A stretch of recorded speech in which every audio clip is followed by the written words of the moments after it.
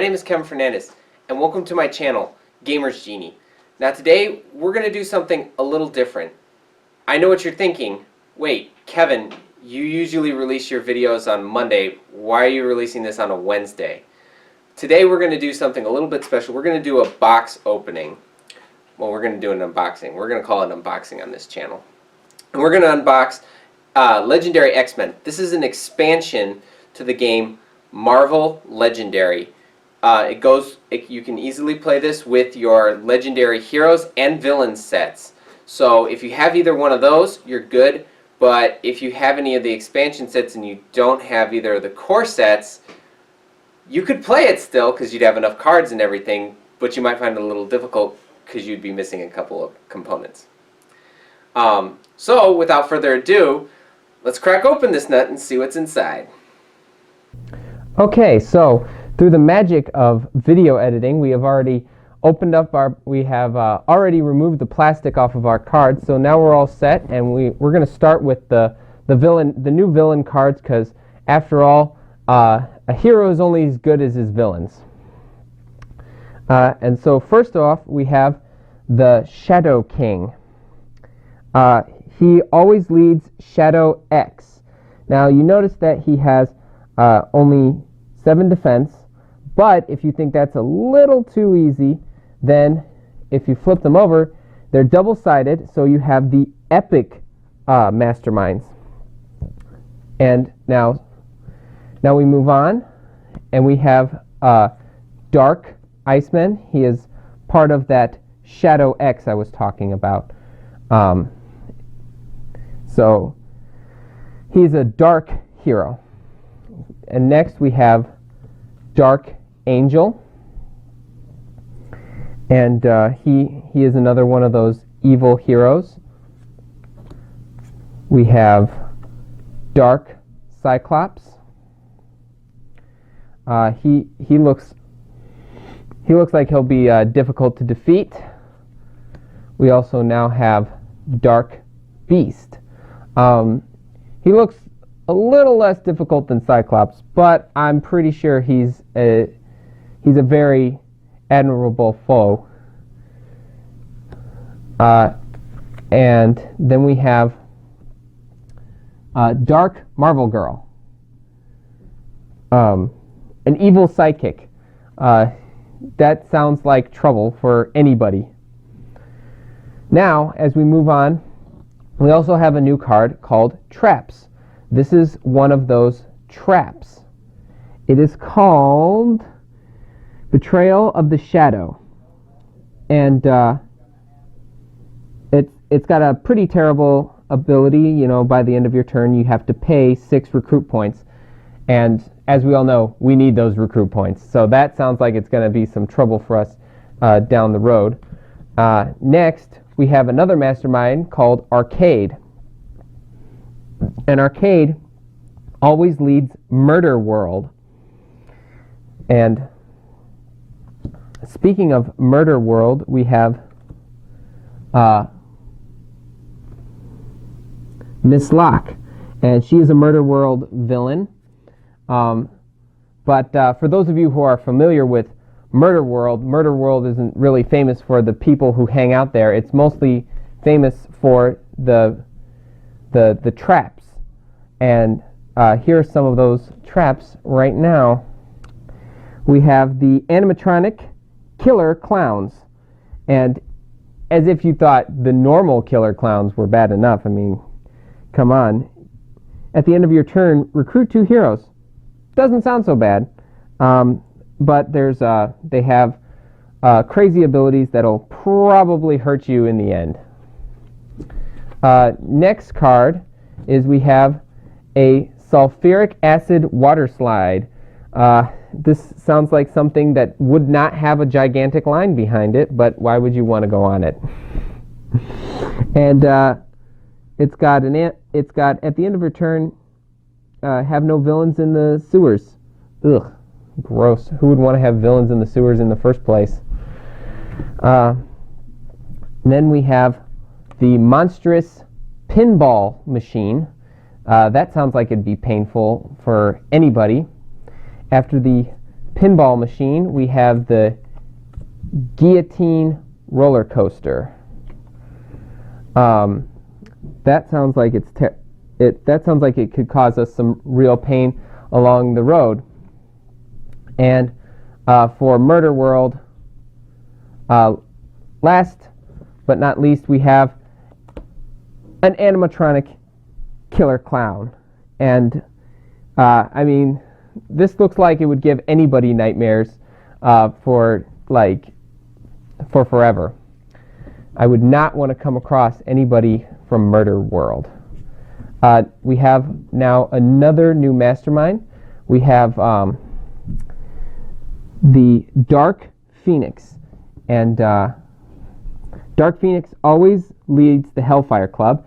And just like Arcade and the Shadow King, if you think her normal attack is too easy, then you turn her over. She's double-sided. She has 15. So that'll probably give you a challenge. Now we have Emma Frost. She is a member of the Hellfire Club. And she has 4. After that, we have Harry Leland. He is also a member of the Hellfire Club. After Leland, we have Sebastian Shaw. For those of you who don't know, Sebastian Shaw has a control over energy and everything. He was featured in the movie X-Men First Class, played by Kevin Bacon. Emma Frost was also in that, she was portrayed by January Jones, I believe. X-Men First Class, it's a good movie. If you haven't seen it, check it out. After him, we have we have Jason Wagner. Now, for those of you who don't know, in Germany, W's are always pronounced with a V, so yes, it is Wagner, not Wagner. I promise you that. Next, like I said, one of the new features of this game is a trap, and Corrupt the Phoenix is another one of those traps. And if you have no Hellfire villains, by the end of the turn, you have to have no Hellfire villains. Otherwise, or suffer the consequences, and I don't want to know what those consequences are. Next, we have the Phoenix Force. And this symbol right here means that it is a token card. So make sure to read up on that in the rules. Token cards seem to play a little bit of effect into this game. And then,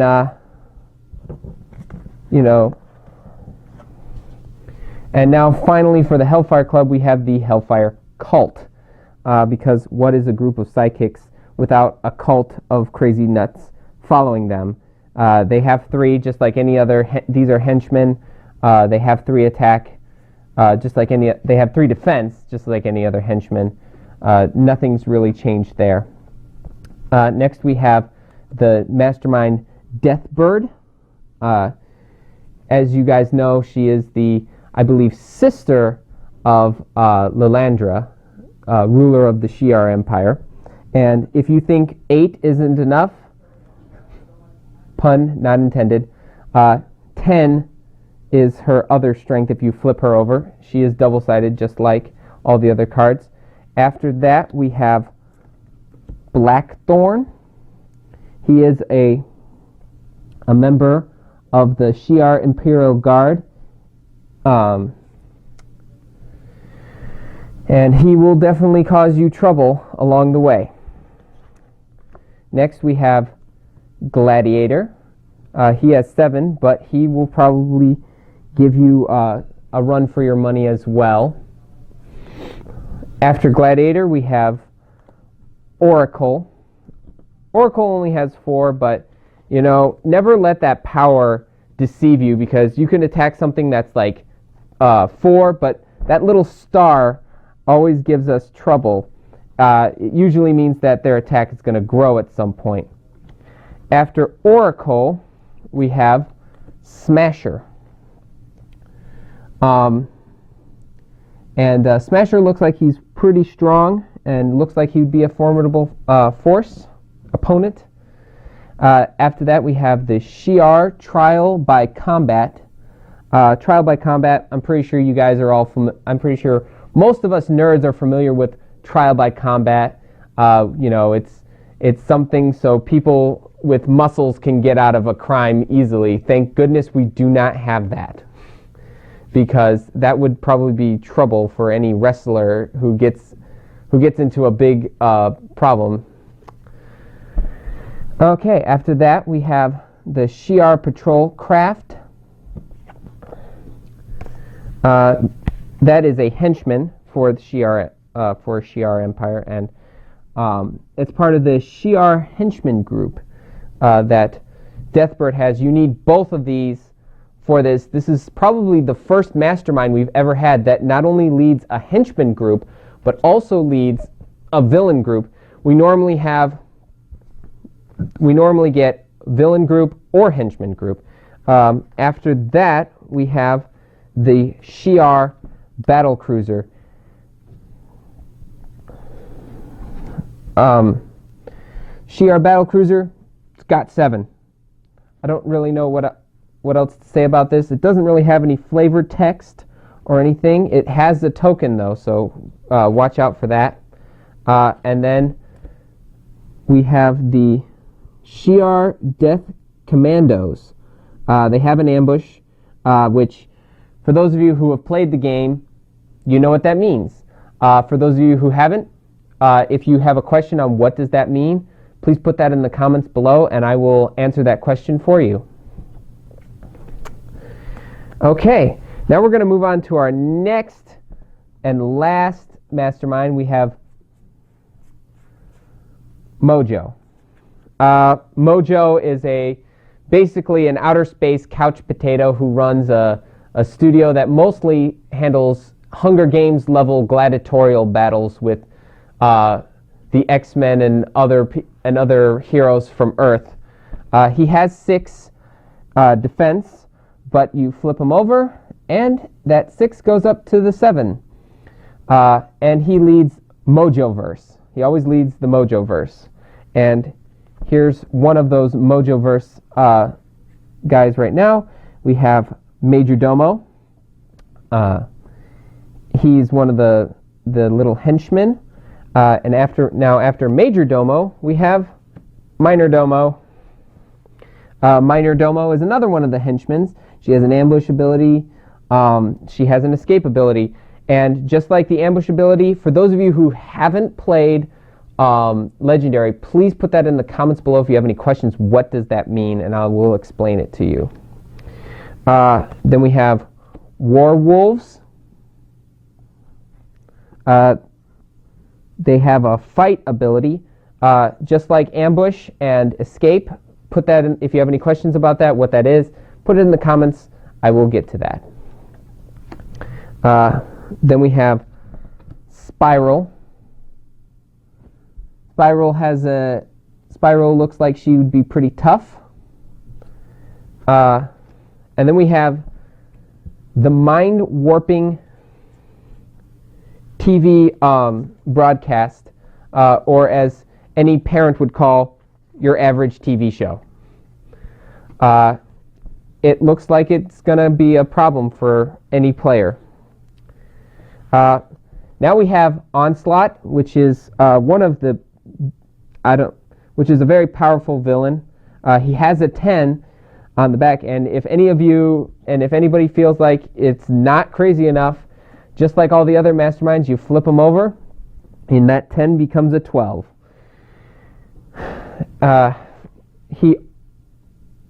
He always leads the Dark Descendants, and here's one of them right now. I want to say Fatale. She has 5, and that's enough to give you a headache just right there. Next we have Brainwashed Havoc. I know what you're thinking. You just did Mind Control. You just talked about Mind Control TV and Mojo, but he's not part of the Mojoverse. So there. Then we have Random. Random has some pretty. Looks like he's got some pretty nasty abilities, along with a nasty number 4. After Random, we have Nemesis.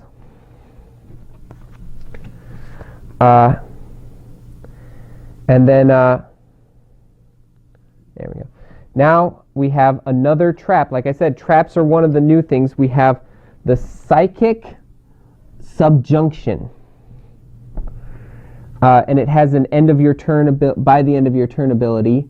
And then there's a Suffer the Consequences. And then for the last one in this stack, we have a card called Master Plan. It's got 9, so that's crazy. And you have to reveal a tech hero, and I think you all know where I'm going with that. Gain a wound. Yada, yada, yada. Now, like most of you know, there's a lot of villains who follow a specific mastermind, but there are some that don't follow a specific mastermind. Here's one of those right now. We have Lady Deathstrike. Lady Deathstrike is a member of the Sisterhood of Mutants. So we had the Brotherhood of Mutants. Now we have the Sisterhood of Mutants, which is like, I guess it's sister group right there. And now we have Lady Mastermind. I guess most of the people in the Sisterhood of Mutants is got Lady in the title. After her, we have Celine. I hope I'm saying that correctly. She is also part of the Sisterhood of Mutants. And, okay, now for the Sisterhood of Mutants, we have Typhoid Mary. I hope I'm saying that correctly. If I'm not, please feel free to tell me. I love Marvel, and I don't want to upset any Marvel fans. Now we have a trap for the Sisterhood of Mutants called Resurrect Madeline Pryor. And it looks like it's going to give, it kind of looks like it's going to give any player a headache. So watch out for those traps. They look like they're nasty. Next we got I'm going to say Siphon League. And they're just a henchman group. You hit them, you get the fight, and you win. And now for the very last card for our villain cards, we have the Brood, which is of course an alien race in the X-Men comics. They're a nasty, nasty group. You can just see it. They look just ugly, and you wouldn't want to run into them at all, even though they have just 1 health. Now, of course, what's a villain without a scheme? So we're going to just take a look at the schemes. We're just going to read the titles. We're not going to go into depth with them. So the first one is X-Men Danger Room Goes Berserk. And, the Danger Room, as most of us know, is the place where the X-Men train. If that goes berserk, well, then let's just say everybody's in trouble. Next is the Dark Phoenix Saga, which sounds like it'd be incredibly hard because, as most of you know, Dark Phoenix is pretty powerful. The next one after that is Nuclear Armageddon. Sounds like we're off to a fun start with all these schemes. After Nuclear Armageddon, we have Mutant Hunting Super Sentinels. The Sentinels, of course, as a lot of you comic book fans know, are a group of mutant hunting robots that were invented to specifically get rid of mutants or even the playing field. So, little little fun tip there. Little fun fact. There we go. Fun fact. Now we have the horror of horrors. That doesn't sound pleasant. After that, we have televised death traps of Mojo World. Like I said, Mojo World is pretty much like the Hunger Games, except in outer space. So for you Hunger Games fans, enjoy that idea right there. Next we have the anti-mutant hatred. As most of you who've read the X-Men comics, just like me, you know that there's a lot of people who think that the mutants need to go away permanently and don't think they could share. And last we have alien brood encounters. Just like I said, the brood are those nasty, ugly, bug-like aliens that we've run into. And so, now we're done with the, now that's the last of all the villain cards and the villain-related cards. Now that we're done with that, let's take a look at the heroes. Okay, let's take a look at some of these heroes now. First up, we have the fastball special. We have Colossus and Wolverine. That sounds like a very good combo right there. And they look very powerful. Now we have Uncanny X-Men, Colossus and Wolverine. This is the most powerful card for that group. After them, we have Insane Disregard for Danger, Colossus and Wolverine. They look very formidable.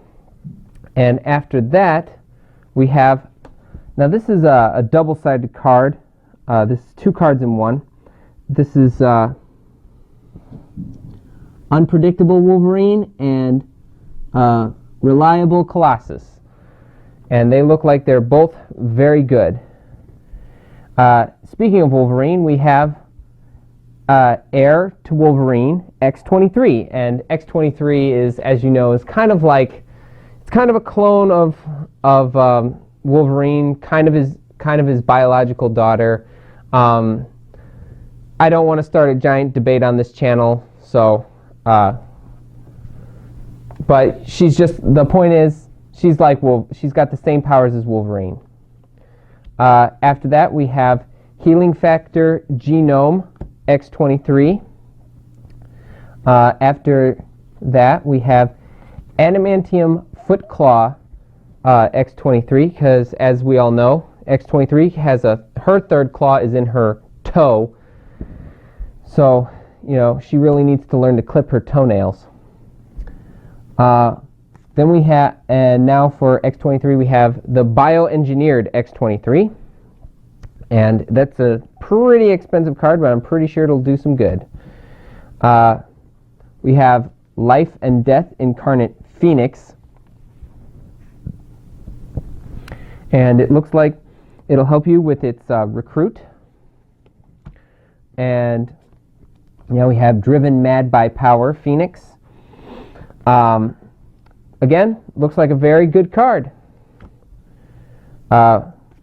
We have Obliterating Fire Phoenix. One of the things I want to point out while I'm scrolling through these cards is the artwork on these cards looks fantastic, just as always. For Upper Deck, keep up the great work. And now we have Reincarnating Phoenix.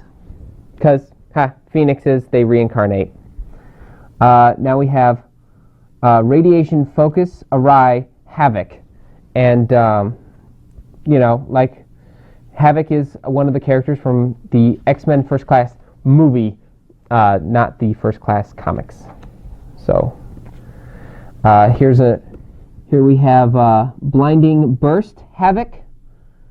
After him, we have Unleash Havoc. After that one, we have Concussive Plasma Havoc. And he looks like he'd do very good in your deck. Now we have Captivating Conundrum Beast, and he's sitting there doing what Beast does the best, read. Now we have Furry Fury Beast. That just sounds like they were trying to think of a goofy pun. After him we have Calculated Rage. I guess he was crunching the numbers and decided when it's a good time to get angry. Sounds kind of funny. After that one, we have Recursive Pummeling Beast.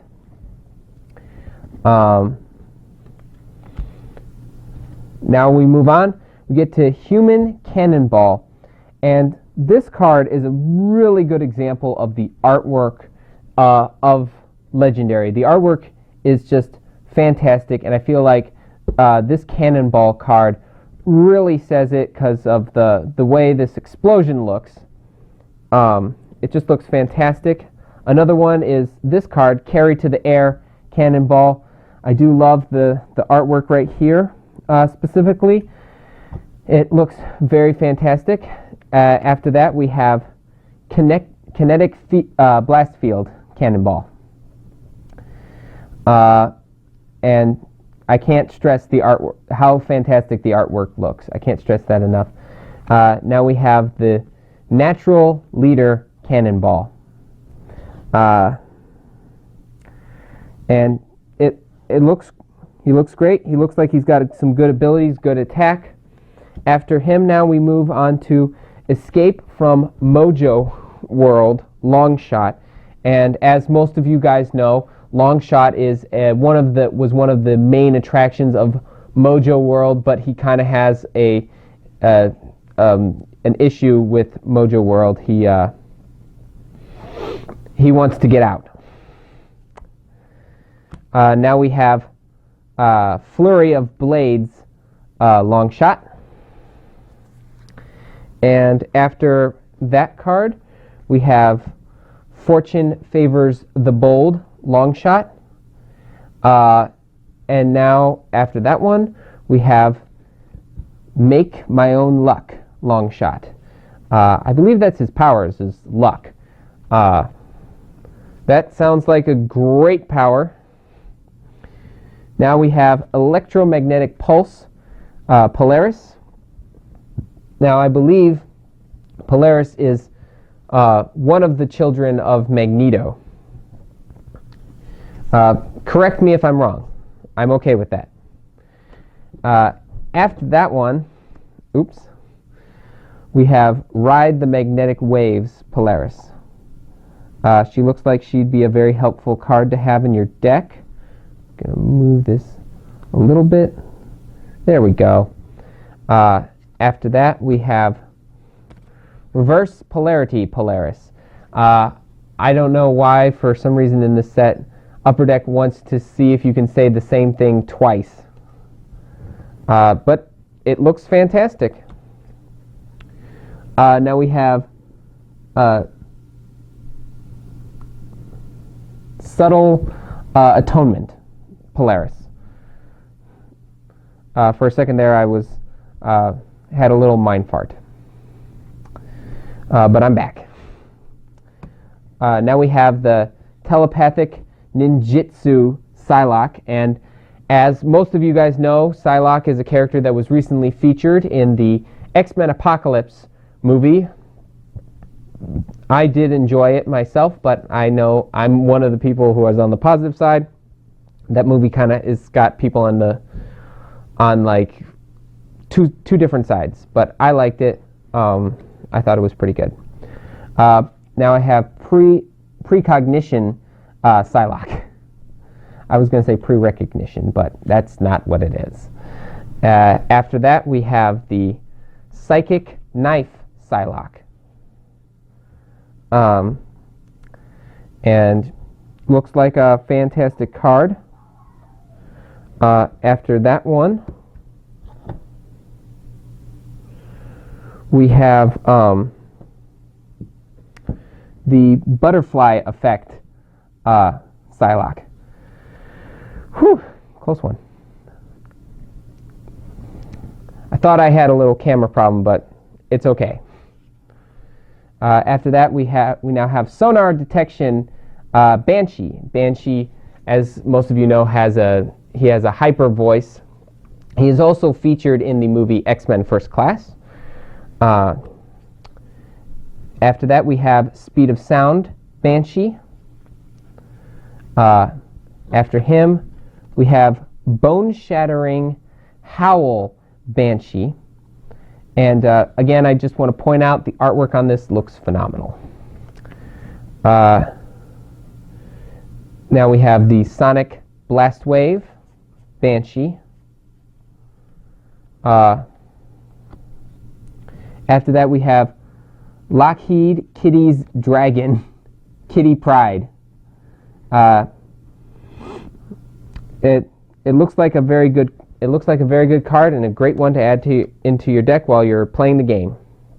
Now we have a Kitty Pride. Her card's kind of a pun. It's called Going Through a Phase. For those of you who don't know, Kitty Pride is also known as Shadow Cat, and her powers is she can phase through solid objects.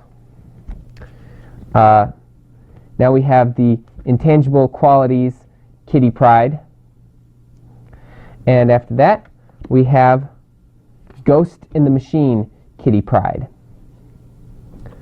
Now we move on to our next X-Men hero, which is Prismatic Cascade Jubilee.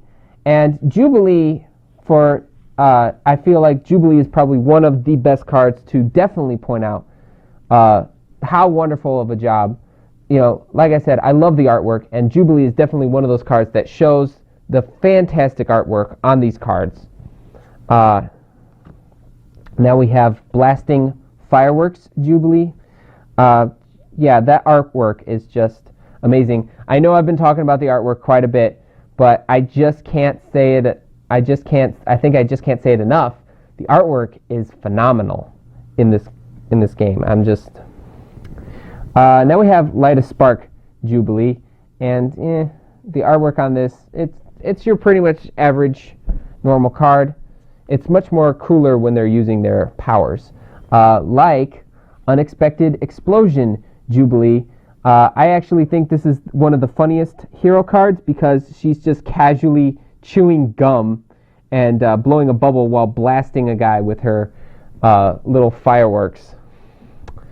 Now we have Inspire the World Dazzler, and for those of you who don't know, Dazzler is a pop star who uses her mutant powers of like light shows basically to kind of up her publicity. After that, we have Convert Sound into Light Dazzler, and then after that we have Dazzling Glamour Dazzler. And then after that we have, and this backs me up on that pop star thing, Citywide Mega Concert Dazzler. That really backs me up on the pop star.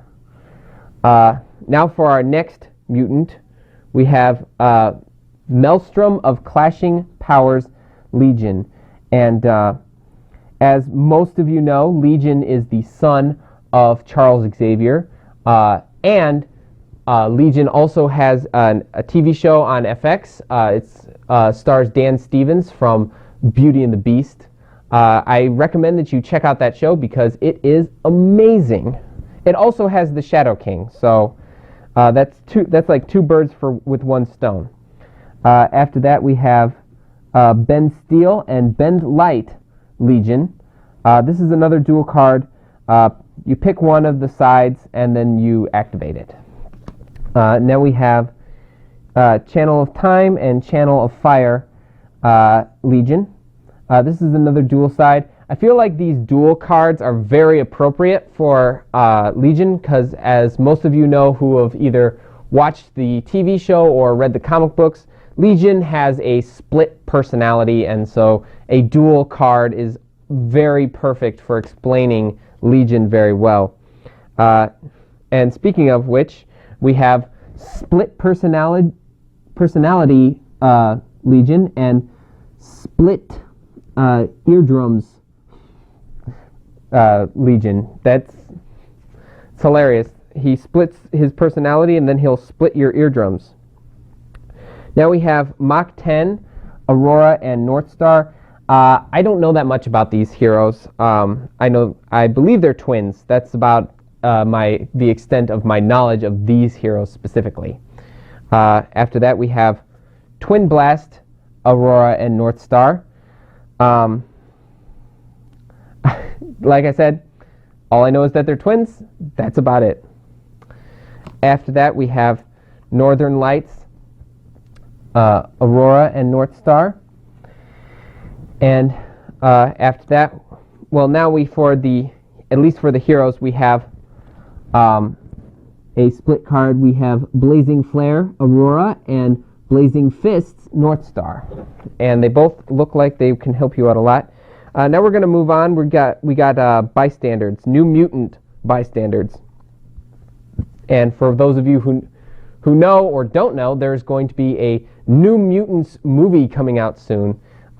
It sounds like it's going to be really good. I haven't really seen a trailer yet, and I'm hoping we get to see one at Comic-Con this year.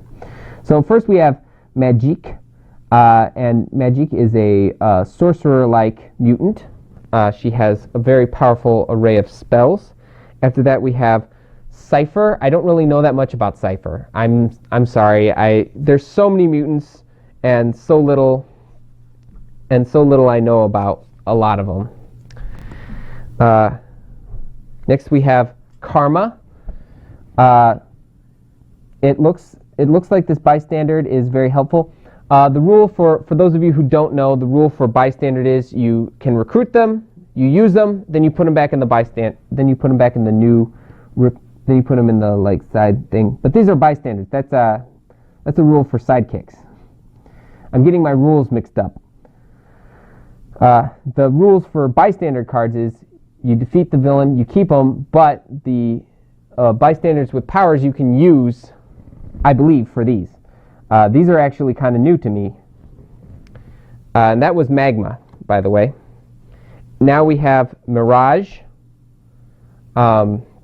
I believe she creates illusions with her mind. After that, we have Sunspot. And for those of you who know or don't know, they featured... I'm going to move him up a bit so we can see him better. There we go. And for those of you who know or don't know, Sunspot was featured in the movie X-Men Days of Future Past, which was really good. If you haven't checked it out, check it out. Now we have Warlock, and I definitely remember him from the old 90s X-Men cartoon. He has the ability to possess a lot of different technologies. After that, we have Wolfsbane, and from the look of her card, I'm pretty sure her powers are pretty well explained on the card. Now we have a heartless computer scientist, and finally, for the for this, we have a martial arts master, because what's it not complete without that? Okay, now we're going to move on, and we're going to talk, and I'm going to talk a little bit, I'm going to just touch a little bit on the abilities. I'm not going to explain what they're going to do. I'm just going to say them. So first of all, we have Soaring Flight. The ability would be right here. It's highlighted. After that, but it sounds very interesting. After that, we have Piercing Energy. One second. Soaring Flight is it represents an X-Men flying.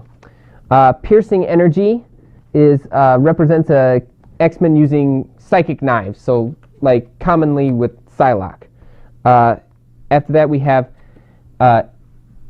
X-Gene, and X-Gene, it represents X-Men combining unique mutant powers, which makes sense because this is Colossus and Wolverine, not Colossus or Wolverine, or just Wolverine.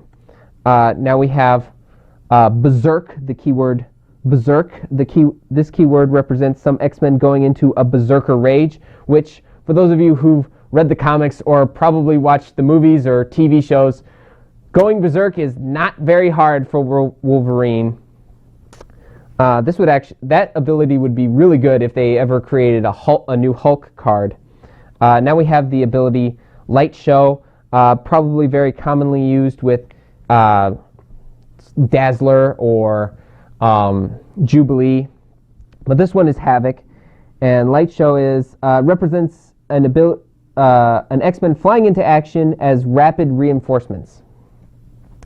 And now, for our final card of what we're going to do, there's a new kind of card that they've introduced, and here it is. It's called a horror card, and they have terrible, terrible effects that will really stink up your game. Each non-henchman villain has +1 defense, which can cause a lot of trouble considering the villains are already pretty powerful enough as it is. To add +1 can really tip the scale. So yeah, that's all the cards out of the X-Men Legendary set. There you go. Well, there you go. That's the expansion to the game Legendary. If you have any questions about this set or any of the other expansion sets of Legendary or the core sets, please feel also, if you also want me to do a playthrough of Legendary heroes or villains, also put that in the comments below, along with any questions you have about this expansion or any of the other expansions that have come out. But until next time, thanks for the views.